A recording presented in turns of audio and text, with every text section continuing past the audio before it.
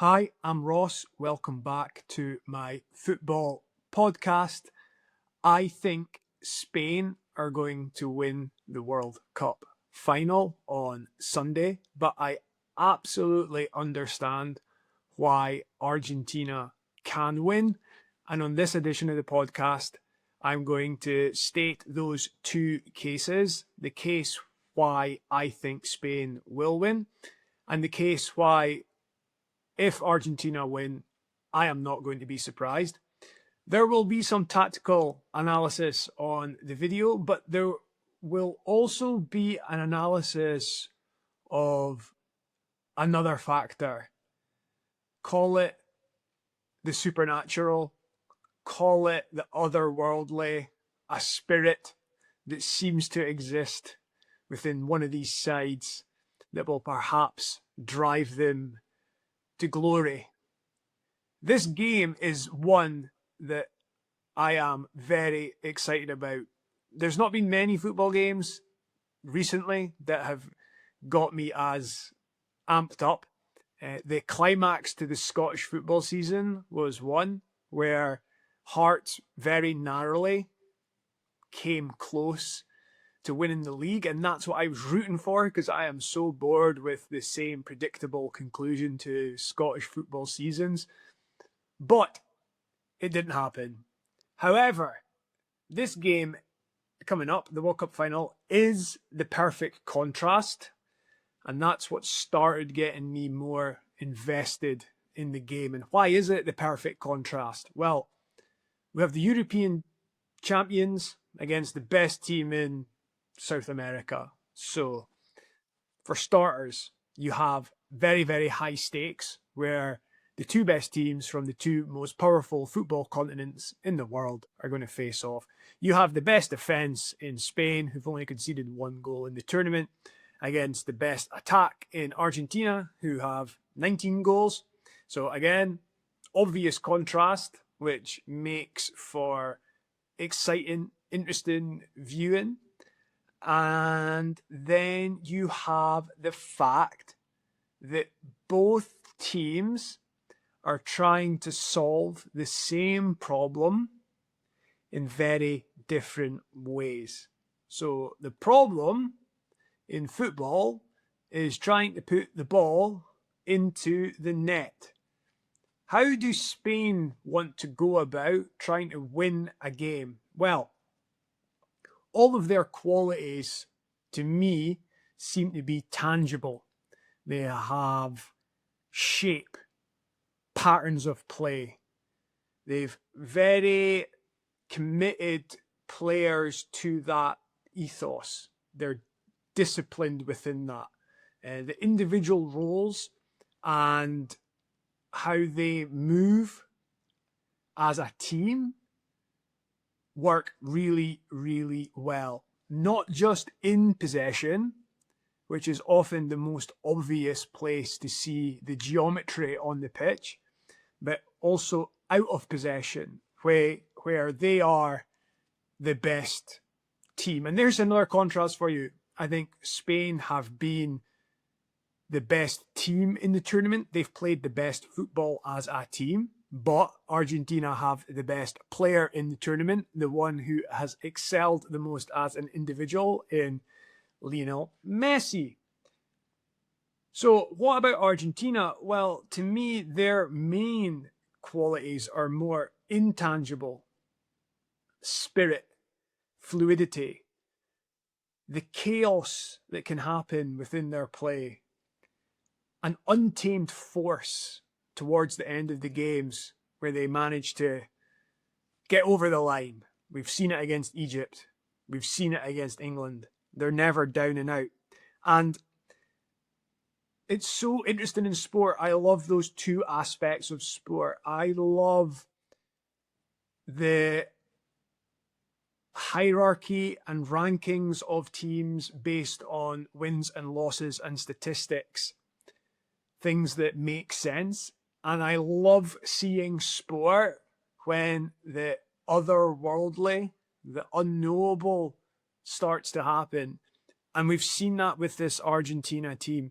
And other teams we've seen it with that I can think of off the top of my head are Real Madrid in the Champions League and Manchester United under Alex Ferguson. And there's just something that starts to happen that you can see with your eyes. You can kind of sense, but you don't know exactly what it is. And then at the end of it all, Lionel Messi's won the game for his side. And I think that's like the contrast I'm most interested in this game. That tangible Spanish quality against the intangible Argentinian one. Is the Argentinian force unstoppable? Is the Spanish patterns of play unstoppable? We'll find out in the World Cup final. That's what makes this game so intriguing to me.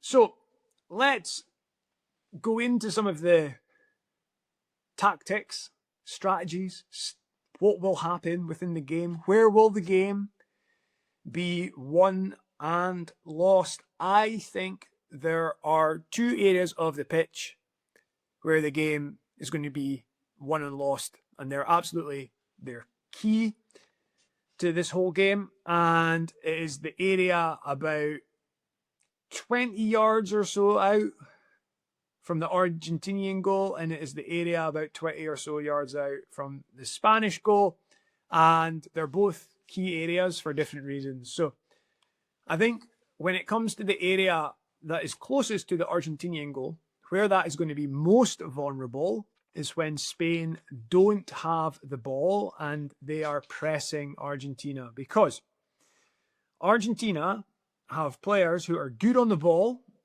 in the midfield area.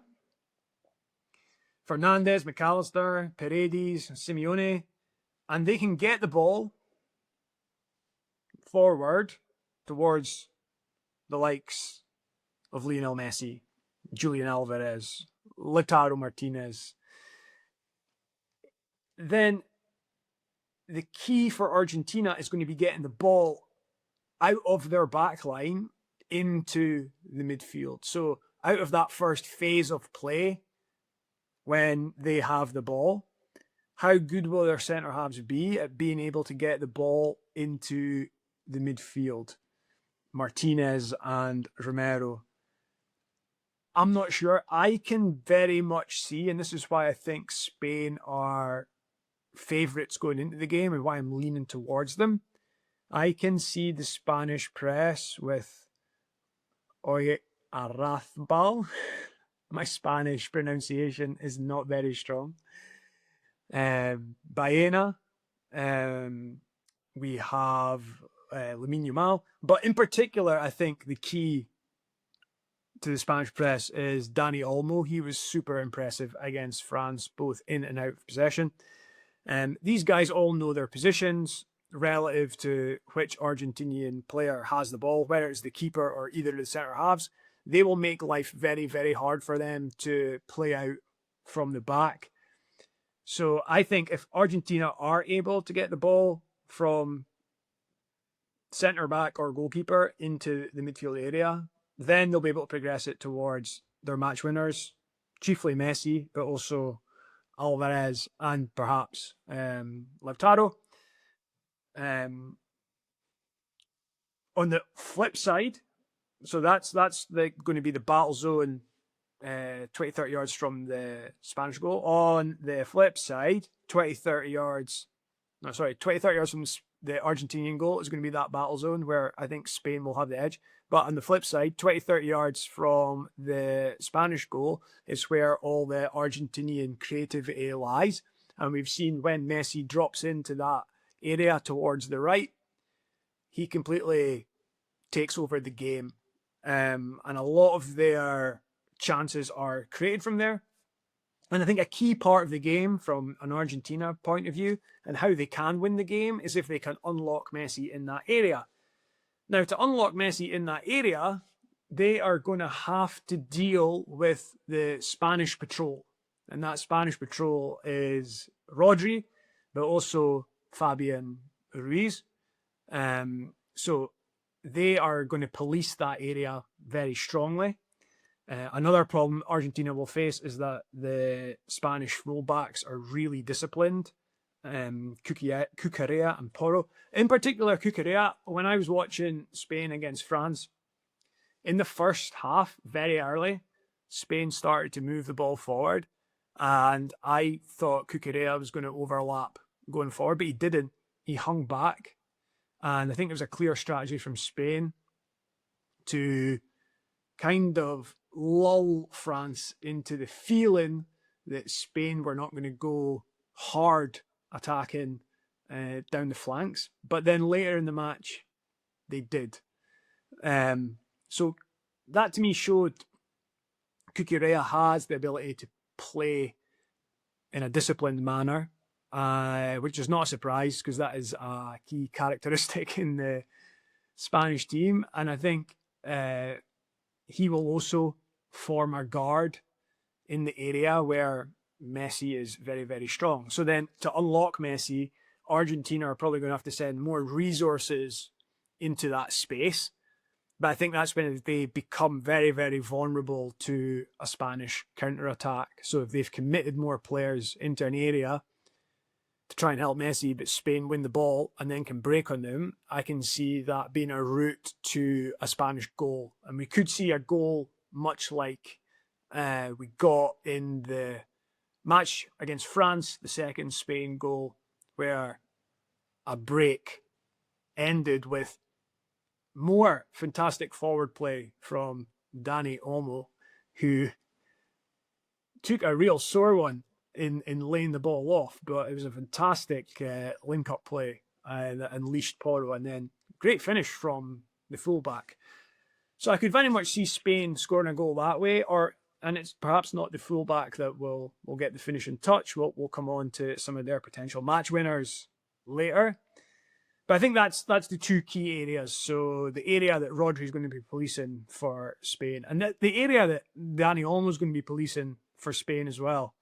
Just different halves of the pitch where those battlegrounds are going to be. So I think that's not like a tactical revelation. There will be other videos, podcasts on the internet showing you those ideas. But I think there's more to this game than just the tactical battle. And that's what I want to get into in the second part of this podcast, because we have that tangible versus intangible situation. So one idea I have is that the Spanish system is very machine-like. And yet a contrast to that can be when Lionel Messi has a change in attitude, which we've seen in matches, when he gets the face on, as it were, and he just takes control. Something has irked him. We've heard former teammates of his, like Thierry Henry, talk about his reaction to some situations in training and how it just provokes such a strong response, and all of a sudden it switches on a supercharged Lionel Messi that is unstoppable. If that happens, I'm calling that the rage against the machine. Messi's rage against the Spanish machine. Will we see that? And will we see that in a way that is able to work? So it's while Messi gets in that mode, which could happen, particularly if Argentina go 1-0 down, or if he gets crunched in a tackle and he's not happy about it, there could be some provocation to him switching on that mode. But then it's going to be key for Argentina to get the ball to him if he feels like that. And I'm not sure if they'll be able to do it, which is why I'm leaning towards Spain. But I can totally see a takeover if Messi feels the need to go into that mode. The other factor to consider here is Spain are very controlled in all their play. But we saw in the England loss to Argentina, something happened to the English players that wasn't intangible, and it was a kind of sweeping mentality, a fog that came over them that forced them to retreat, a fatigue, perhaps not just a physical fatigue. And I've seen analysis of England's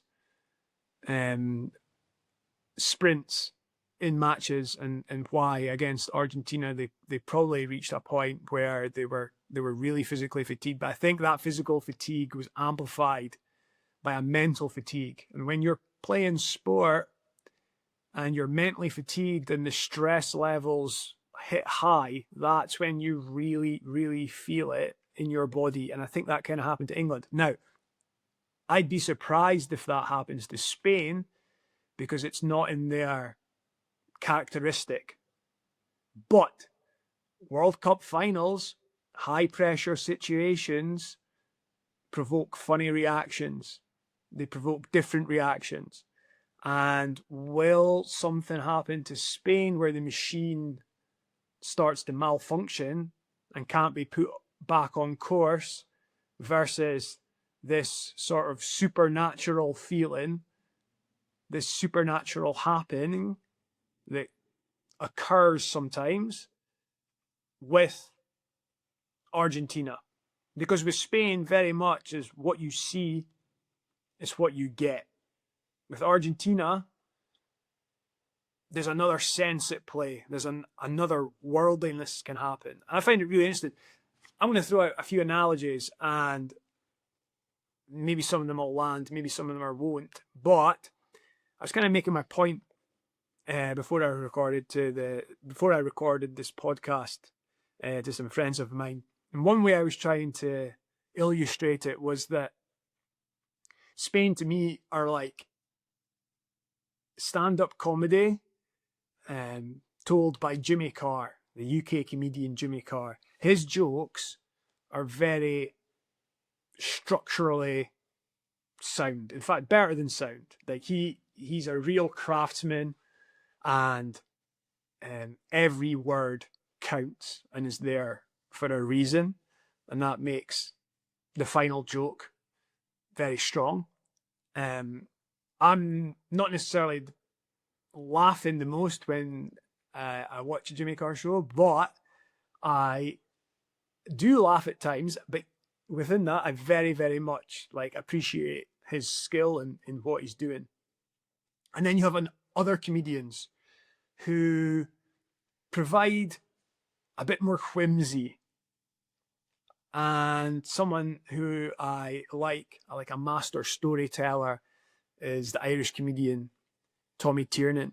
And maybe his jokes have a different kind of structure to Jimmy Carr, but they're no less as funny. And they're both solving the problem of trying to make the audience laugh in different ways.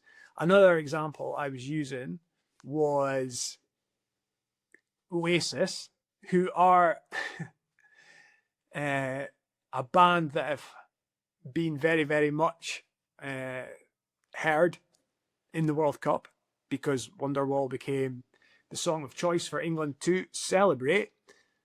But when you're at an Oasis gig, there's often something else at play in the arena that makes the gig feel extra special.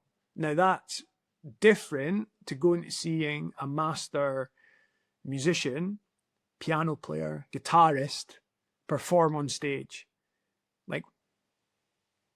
To me, the master guitarist, the master piano player is Spain. Argentina has more of that Oasis vibe to it. But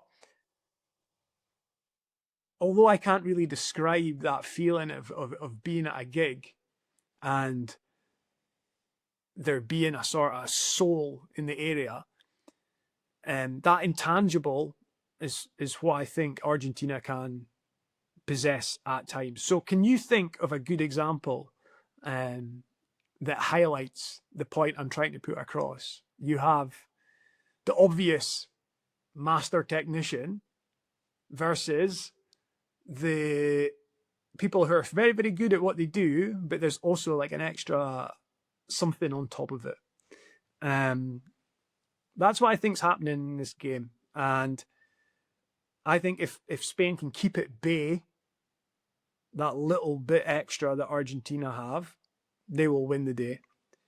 I think if Argentina can channel that, they can win the day. I would say it's more likely that Spain are able to keep a lid on that force being unleashed, but I would not be surprised if it happens. So, what's your take on the World Cup final? Who do you think is going to win and why? Do you think, tactically, as I do, Spain have the edge, and really like the difference makers are probably going to be Rodri patrolling the area 20 yards or so to 30 yards from the Spanish goal, and the likes of Dani Olmo in the Spanish press really affecting the area 20, 30 yards from the Argentinian goal and making life hard for them? And then what do you think about my take that we have the tangible of Spain, the geometry, all the lovely patterns, obvious to the eye, and this sort of spirit that exists with Argentina that we also see? This is the irony here. We've seen this spirit exist within that Real Madrid team in Spain that won lots of Champions League titles with just some ridiculous come from behind victories. And yet the Spanish team has a lack of Real Madrid involvement in it. I find that really, really interesting that this force that exists might not be accessible to Spain, even although we have seen it illustrated by a Spanish team in recent times. So that's my take on the World Cup final. Let me know your comments.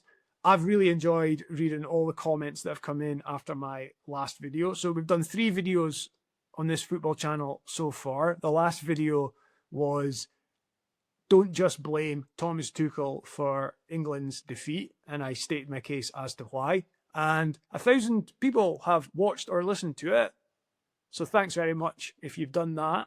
And plenty of people have jumped into the comments stating their opinions. And I love that. I love reading what other people have because it allows me to reply, and that lets me work out my opinions better. So if you want to do that with this video and you've got some opinions as to how you think the World Cup final is going to play out, please let me know. I'll be back in the near future. I've already got some ideas as to what I think England should do next after that video where I said the blame shouldn't all rest with Tuchel. So where do England go from here? I've also got some thoughts on where Scotland should go from here, because this channel started off the back of Scotland's elimination from the World Cup, and I've got some thoughts on where I think Scotland should go next. And I'll probably have some thoughts on what happens in the World Cup final as well. So if you want to stay on board, subscribe. I'll try and keep putting out videos with my opinions. And if you agree with opinions, let me know. Tell your friends. Share it, so then you can be chatting about football and you'll be saying, this Scottish guy Ross, he put this opinion out there. This is what he was saying. I either agree with it or I think it's total rubbish. That doesn't matter to me. What I want more is like a better football conversation. That's what we're trying to achieve with this channel. So if you want that as well, subscribe to the channel so you get the videos. Share it with your friends. If you don't share the videos with your friends, please share your opinions with them down the pub or wherever you're watching the game. And lastly, enjoy the World Cup final. It only comes around once every 4 years. And I have not been as excited about a World Cup final as this one in a long time. So let's hope we get a great game. I think we should.